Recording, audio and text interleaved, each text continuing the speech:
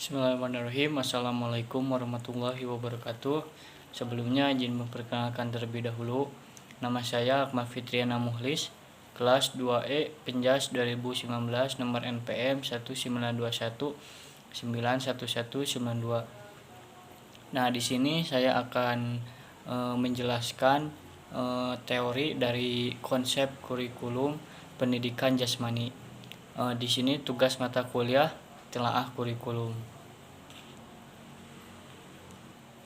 Di sini saya akan menjelaskan tentang pertama ada pengertian pendidikan jasmani, yang kedua ada asumsi dasar program pendidikan jasmani, yang ketiga ada karakteristik program pendidikan jasmani, yang keempat ada ruang lingkup materi pendidikan jasmani, dan yang kelima ada isi kurikulum pendidikan jasmani.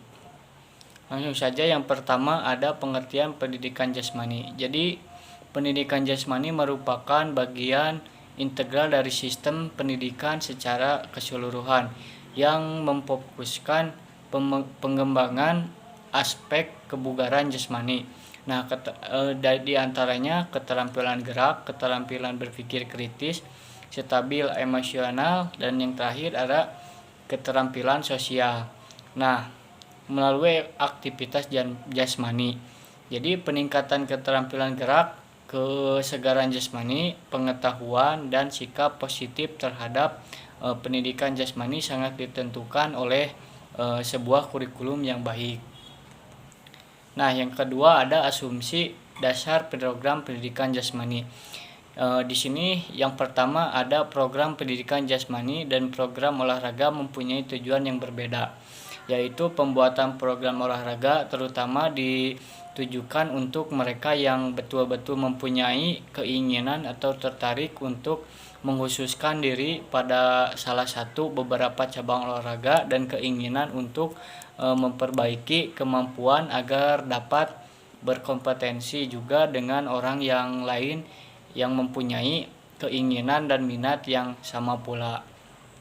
Yang kedua ada anak-anak bukanlah miniatur orang dewasa.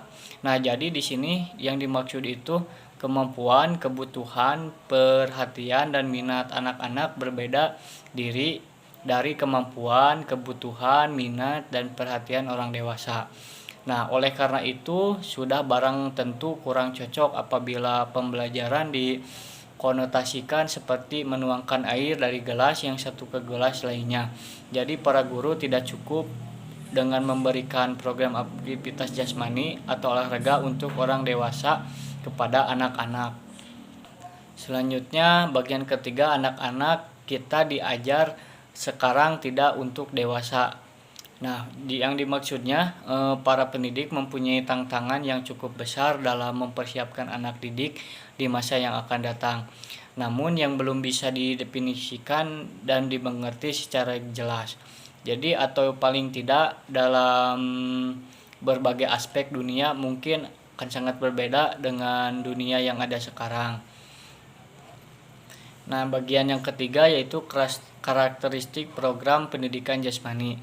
Jadi sehubungan dengan anggapan dasar tersebut di atas, maka program dan penyelenggaraan program pendidikan jasmani hendaknya mencerminkan anggapan dasar tersebut di atas.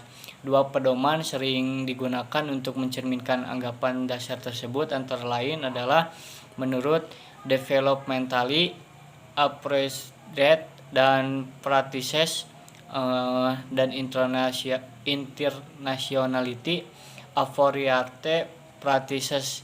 Yang pertama adalah maksudnya adalah tugas ajar yang memperhatikan perubahan kemampuan anak dan tugas ajar mendorong perubahan tersebut. Nah, yang menurut instructional approach dan practices atau bisa disingkat dengan IAP, maksudnya adalah tugas ajar yang diberikan diketahui merupakan cara-cara pembelajaran yang paling baik. Nah, untuk memperoleh gambaran yang lebih lengkap tentang karakteristik pembelajaran penjas tersebut, berikut dipaparkan komponen-komponen kurikulum yang harus disesuaikan.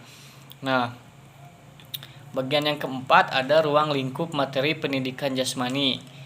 Nah, menurut BNSP tahun 2006, ruang lingkup mata pelajaran pendidikan jasmani, olahraga dan kesehatan adalah yang pertama ada permainan dan olahraga. Jadi meliputi olahraga tradisional, permainan, eksplorasi, gerak, keterampilan lokomotor dan non lokomotor. Dan yang kedua ada aktivitas pengembangan.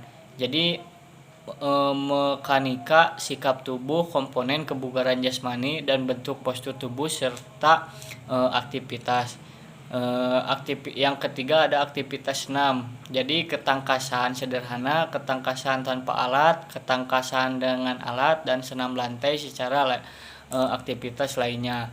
Yang keempat ada aktivitas ritmik. Jadi aktivitas ritmik itu gerak bebas, senam pagi, SKJ dan senam aerobik. Selanjutnya ada aktivitas air yaitu berenang. Selanjutnya ada pendidikan luar sekolah, yaitu misalnya piknik atau wisata, pengenalan lingkungan, berkemah, menjelajah, dan mendaki gunung. Dan yang paling utama yaitu ada kesehatan. Nah, penamaan budaya hidup sehat dalam kehidupan sehari-hari, khususnya yang terkait dengan perawatan tubuh agar tetap sehat, merawat dan lingkungan yang sehat, memilih makanan dan minuman juga yang sehat.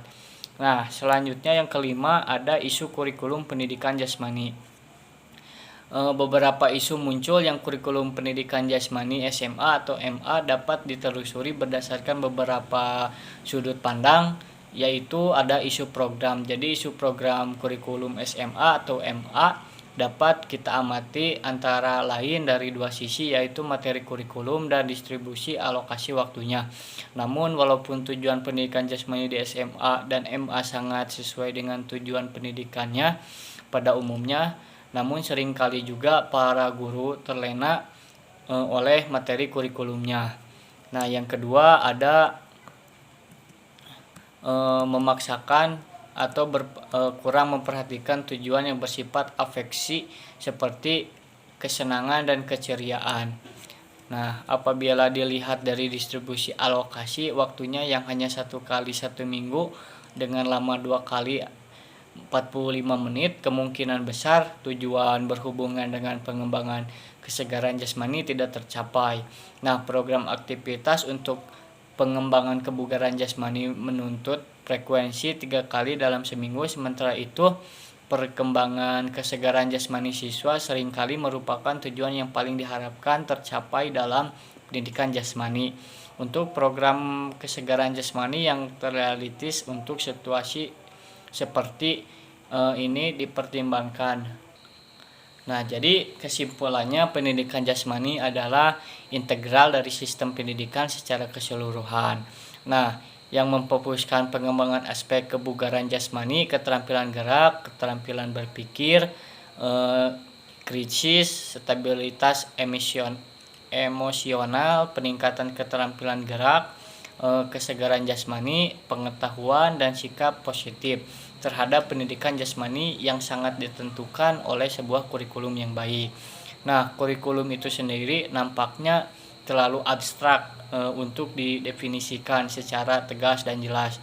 Oleh karena itu, di dalam kurikulum tersebut termasuk segala sesuatu yang direncanakan dan diterapkan oleh para guru, baik secara implisit maupun eksplisit. Namun secara sederhana mungkin dapat dikatakan bahwa kurikulum pada dasarnya merupakan perencanaan dan program kerja, sumber dan evaluasi. Sekian hasil mempresentasikan dari saya. Mohon maaf bila ada kesalahan maupun kekurangan. Wabillahi taufiq wal hidayah. Wassalamualaikum warahmatullahi wabarakatuh.